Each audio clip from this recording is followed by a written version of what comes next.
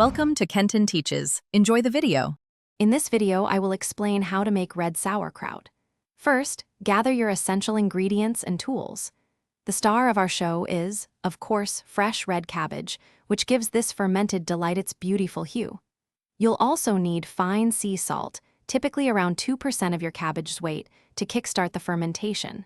Consider adding juniper berries or caraway seeds for extra flavor. Always begin with thoroughly cleaned and sanitized equipment for the best results.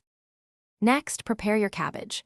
Remove the core and finely shred the red cabbage using a mandolin or a very sharp knife. Accuracy is key here, so weigh your shredded cabbage to determine the exact amount of salt needed. Aim for 2% of the cabbage's weight.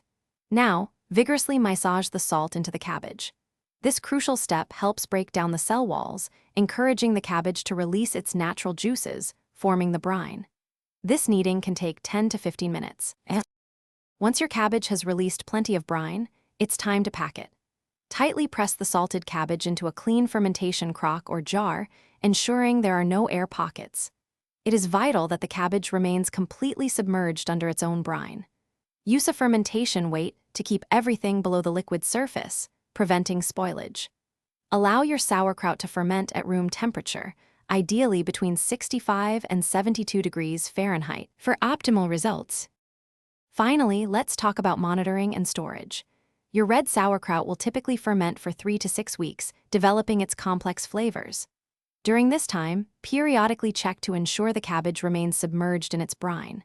While rare, if any mold appears on the surface, simply skim it off. Once fermentation is complete and you're happy with the taste, transfer your delicious red sauerkraut to the refrigerator, where it will happily keep for several months.